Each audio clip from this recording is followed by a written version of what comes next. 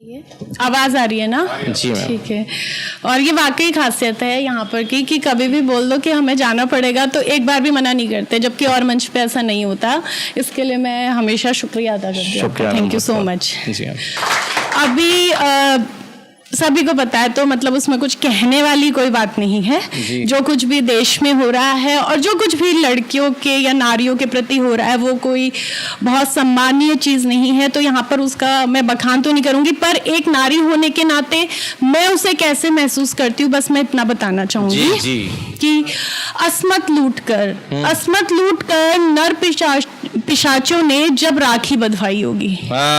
अस्मत लूटकर नर पिशाचों ने जब राखी बंधवाई होगी, सोचती हूँ कैसे अपनी बहन से आंखें मिलाई होगी। सोचती हूँ कैसे अपनी बहन से आंखें मिलाई होंगी, कैसे अपनी निगाहों से उसके औरत होने पर भी कैसे अपनी निगाहों से उसके औरत होने पर भी अपनी ही निगाहों को कैसे आजमाई होगी। तो ये मुझे नहीं समझ में आता ये कॉन्सेप्ट कि आप दूसरे की लड़कियों को सिर्फ एक औरत समझते हो और अपनी बहन को, अपनी माँ को बहन माँ कैसे समझ लेते हो उसके बाद।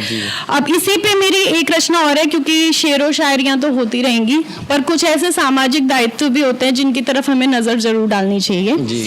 तो ये मेरी अपने मन की भावनाएं हैं जो मैंने एक लड़की होते हुए महसूस की।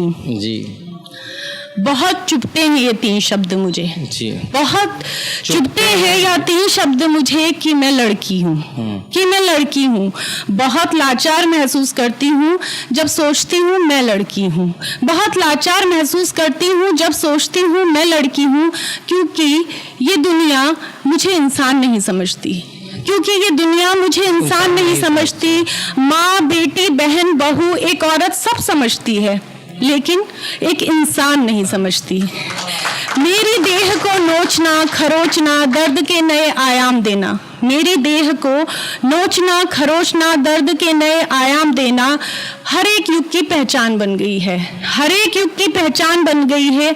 पुरुष कोई भी हो मेरी आत्मा को छलनी करना उसके पुरुषत्व की शान बन गई है। आपने पुराने जमाने से, अगर आप इतिहास में भी जाके देखें तो यही वाक़ये दोहराए गए हैं कदम कदम पे। रंजिशों, युद्धों, द्युतों, पुरुष प्रधान लड़ाइयों के परिणाम भी मेरी देह के निशानों आत्मा के घावों पर समाप्त होते हैं।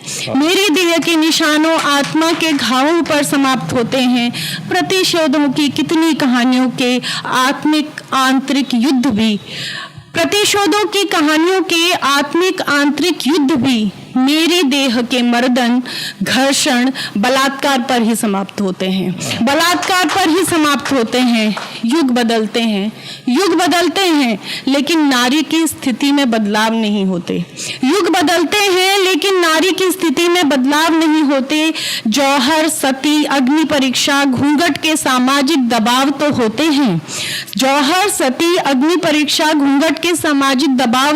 हैं, लेकिन पुरुष की मानसिकता में बदलाव नहीं होते।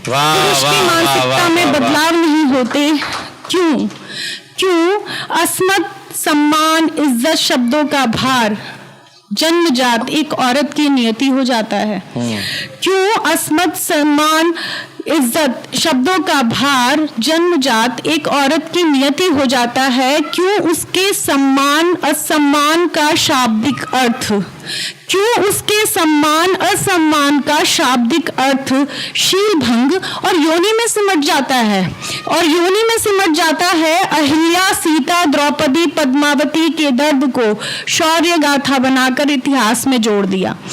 अहिल्या, सीता, द्रौपदी, पद्मावती के दर्द को शौर्य गाथा बनाकर इतिहास में जोड़ दिया। निर्भया, मौमिता, आसिफा जैसी निर्भयाओं की पीड़ा को मोमबत्तियों के हवाले छोड़ दिया। हे नारी, अब ये आवाज ना हर औरत को खुद ही देनी पड़ेगी और अपनी बेटियों को स्पेशली सिखाना पड़ेगा कि हे नारी, चिता बनाओ अपने दर्द की। हे नारी, चिता बनाओ अपने दर्द, शिकायत और उम्मीदों की। जला डालो उसमें अपनी कमजोरियों और लाचारियों को। तुम्हें लक्ष्मी के धरातल से उठकर दुर्गा बनना होगा। बेटियों को ससमान की रक्षा हेतु श्रृंगार की परिपाटी को कुचलकर, हर औरत को ये सीख बचपन से दी जाती है कि आप ना सजो, आप खूबसूरत लगोगी, वो बात सही है, लेकिन शस्त्र शास्त्र दोनों चाहिए, ठीक है ना। तो बेटियों को ससमान रक्षा हेतु श्रृंगार की परिपाटी को कुचलकर शास्त्र और शस्त्र से सुसज्जित करना होगा। याद रखो मोमबत्तियों की सभ्यता संस्कृति नहीं है तुम्हारी। याद रखो मोमबत्ती की सभ्यता संस्कृति नहीं है तुम्हारी, जहां बैठकर आंसू बहाकर मसले हल हो जाया करते हैं। आंसू बहाकर मसले हल हो जाया करते हैं। तुम उस धरा की बेटी हो जहां नारी सम्मान के लिए लंका दहन और महाभारत हो जाया करते हैं। सत्युग द्वापर त्रेता युग सम मर्यादित राक्षस अब नहीं है। अगर आप उस समय के राक्षसों को देखो तो रावण ने भी सीता को बिना उसकी अनुमति के कभी छुआ ही नहीं, तो वो फिर भी मर्यादित थे आजकल के राक्षसों से। कि सत्युग द्वापर त्रेता सम मर्यादित राक्षस अब नहीं है। तुम सीता सी सरल द्रौपदी सी ज्वलंत भले ही मत बनो। लेकिन कलयुग के अमर्यादित नर पिशाचों की आहुति के लिए भवानी काली महिषासुर मर्दनी तो बनो। ये मेरी छोटी सी एक कविता। बहुत जोरदार तालियां भाई मैम के लिए, जोरदार तालियां। और माहौल को आपके थोड़ा और कुछ ठीक करने के लिए बस 2 लाइनें बोलूंगी जी। कि विरासतों में मिली जमीनों का रुतबा हमें मत दिखाया करो। हमने अपना आसमान खुद बनाया है। जोरदार तालियां।